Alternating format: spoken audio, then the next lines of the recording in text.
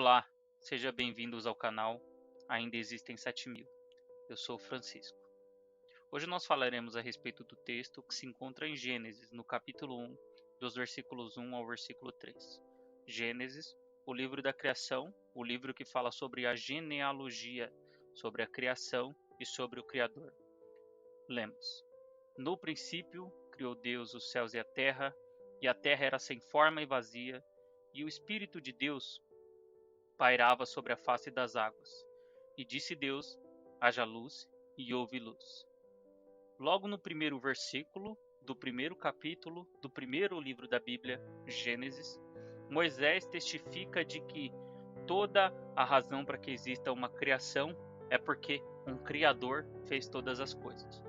Na contemporaneidade, no momento atual que nós vivemos, muitas pessoas questionam a existência de Deus, muitas pessoas declaram abertamente em podcasts, em entrevistas, em séries de TV, em programas de TV, em rádios, declaram abertamente de que são ateus, de que não têm mais a fé em Deus, de que deixaram de acreditar ou de que nunca acreditaram. A gente percebe que é uma onda crescente, a onda de ateísmo, a onda de agnosticismo, a onda de animismo. Muitas e muitas religiões, ou até mesmo a falta dela, tem se propagado cada vez mais em nossos dias.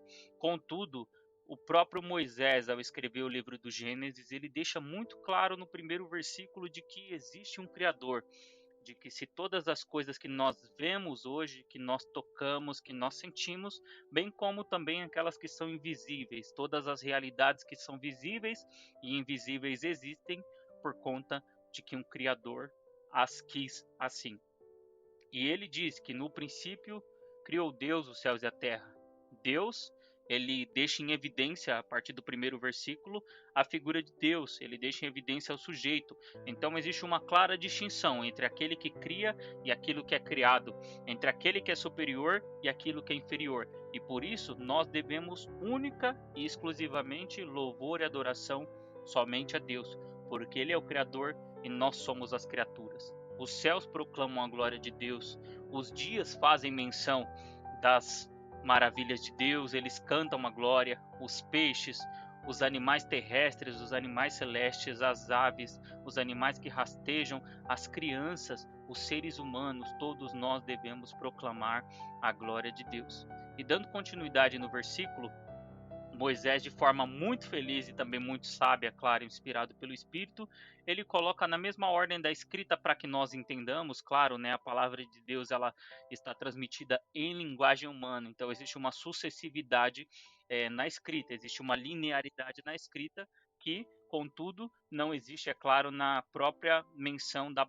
palavra de Deus, porque a palavra de Deus não está restrita num tempo, no espaço, não está restrita em condicionalidades como nós temos essas condicionalidades da nossa própria necessidade.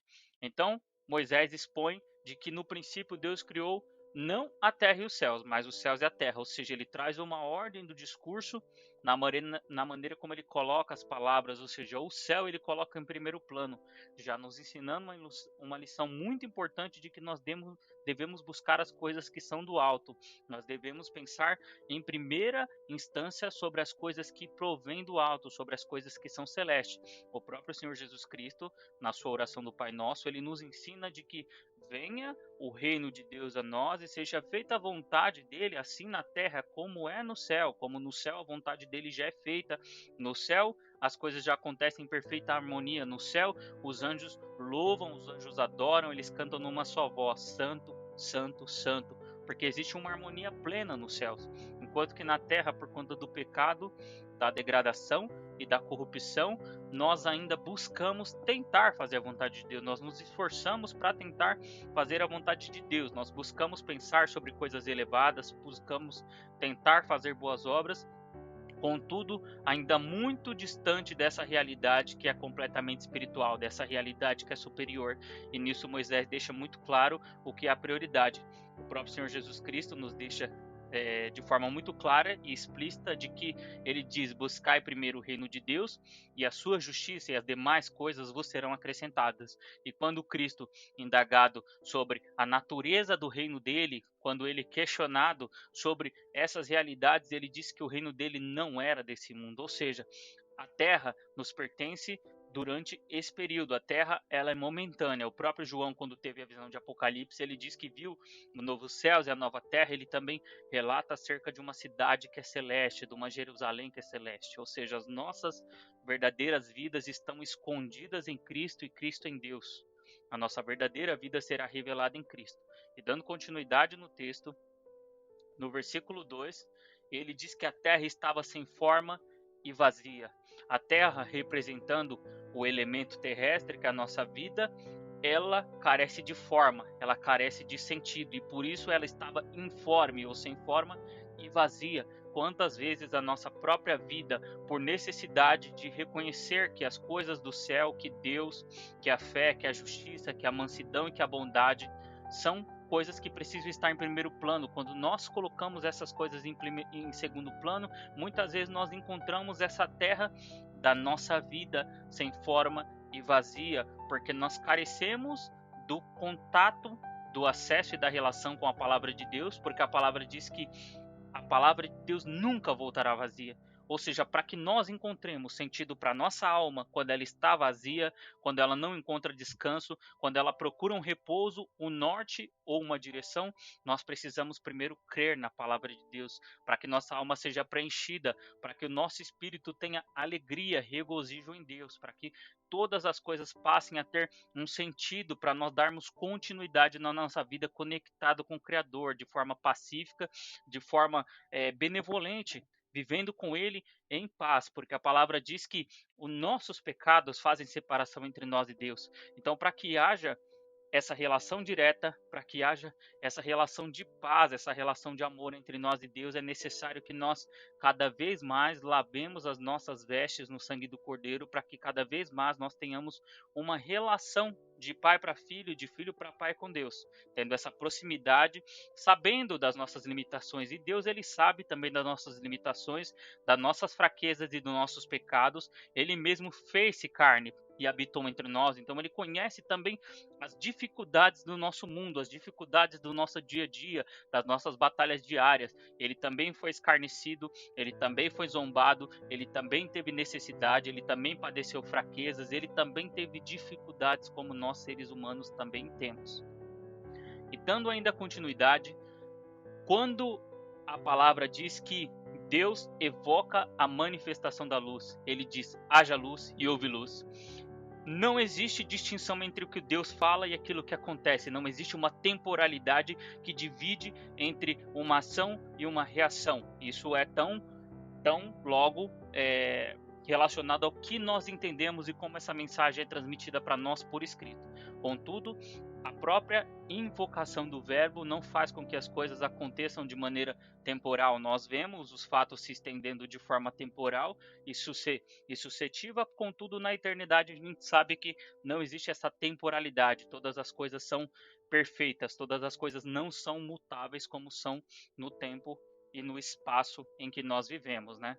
Então, dando continuidade, quando Deus evoca, ele diz essa frase tão famosa dele que nós conhecemos no latim, que é o Fiat Lux, ele traz a inteligibilidade para a matéria, ou seja, ele traz a distinção, ele torna tudo aquilo que estava obscuro, quando nós entramos num quarto escuro, quando nós entramos num quarto em que a luz está apagada, nós não podemos ver com clareza. Contudo, se nós acendemos uma luz, se nós acendemos uma lâmpada, ou se nós simplesmente abrimos a janela e o sol penetra pela janela, nós podemos ver a distinção. E Deus, sendo um Deus não somente criador, mas também um Deus ordenador, um Deus que cria todas as coisas com uma ordem, com uma decência, com processos, ele demonstra que era necessário que houvesse essa distinção entre as coisas criadas. E na própria sequência do texto vai dizer que Deus, ele fez clara distinção entre o que era superior do que era inferior. Ele fez o luminar maior para governar o dia, o luminar menor para governar a noite. Ou seja, ele tinha um plano racional e também organizacional, ou seja, todas as coisas que Deus faz, ele faz com um propósito. Muitas pessoas que são ateus, eles argumentam de forma até difícil de compreender de que as coisas vieram do acaso, de que elas vieram a partir de partículas que se fundiram e criou uma explosão, e tem um milhão de explicações que exigem muito mais fé do que a própria hipótese que nós temos como argumento sólido de fé, como um fato para nós, mas eles consideram uma hipótese, exigiria muito menos fé, eu creio, em aceitar que existe um Criador do que em acreditar que as coisas que são organizadas, que são harmônicas, que têm um padrão, que tem toda uma matemática estabelecida, venha a partir do próprio caos, que ela se desenvolva a partir do nada, a partir da desordem das coisas, a partir de coisas que vão se misturando e tomam forma e tomam ordem. Não faz muito sentido se a gente for para pensar. Isso é muito mais necessário ter fé e ter um pensamento muito mais extenso do que se a gente simplesmente parar para pensar de que se as coisas estão criadas, manifestas de forma ordenada, de forma concatenada, de forma lógica, de forma organizada, é porque existe alguma mente criadora, alguma mente que desenvolva, alguma mente que tenha capacidade muito grande, uma capacidade ilimitada e poder criativo. E essa mente nós sabemos que é o próprio Deus, que é Espírito, que desenvolve, que cria e não somente cria, mas também que mantém. E ainda continuando sobre o aspecto da luz, nós percebemos que quando nós evocamos aquele que disse que é a própria luz do mundo, que é a luz dos homens para a nossa vida começa a ter distinção. Todo aquele pecado, todas aquelas coisas que confundiam a nossa mente, tudo aquilo que era mentira disfarçado de verdade, verdade disfarçado de mentira, todos esses véus passam a cair. Todas as coisas que estavam veladas diante dos nossos olhos começam a ter sentido, começam a ser reveladas diante de nós e nós começamos a compreender as verdades de Deus, os mistérios que estavam ocultos. O Espírito Santo começa a dar inteligência, o Espírito Santo começa a iluminar as nossas consciências para compreender aquilo que até então era completamente incompreensível ao nosso entendimento, que é limitado. E para finalizar, essa luz, quando foi invocada, ela trouxe essa distinção à existência. O próprio Senhor, na parábola da mulher que perdeu uma dracma, a palavra diz que ela precisou acender uma lamparina dentro da sua casa para que ela encontrasse aquela dracma. Talvez se ela entrasse na casa com a luz apagada, sem uma lamparina, ela esbarrasse nos móveis, ela se chocasse. E, porém, quando ela acendeu aquela lamparina, ela conseguiu encontrar aquilo que ela havia perdido. Então, que quando o Senhor Jesus Cristo resplandeça na nossa vida, que nós venhamos a encontrar também a paz de espírito que nós buscamos, que nós venhamos encontrar a consciência tranquila e elevada que nós buscamos, que nós venhamos ter clareza de consciência para viver de forma tranquila, calma e pacífica diante dos caminhos de Deus, acreditando, investindo em toda a nossa força, toda a nossa vontade, todo o nosso ânimo, nosso vigor naquilo que Deus tem para nós, porque a palavra diz que os planos e os caminhos dele não chegaram ao nosso entendimento. Ele tem pensamentos de paz, ele tem planos muito mais elevados que não chegaram ao nosso entendimento, não chegaram ao nosso coração. Que essa palavra seja uma palavra de alento, que essa palavra seja uma palavra de vigor e que traga distinção, que traga paz de espírito, que traga clareza de consciência, para que você compreenda o propósito de Deus para a sua vida, porque Deus tem a nosso respeito pensamentos de paz e não de mal. E Ele quer que no fim de todas as coisas nós nos encontremos com Ele e tenhamos essa paz maravilhosa. Deus abençoe sua vida, curta e compartilhe esse conteúdo, nos ajude a propagar a palavra de Deus a toda criatura até que o Senhor Jesus Cristo venha. Abraço.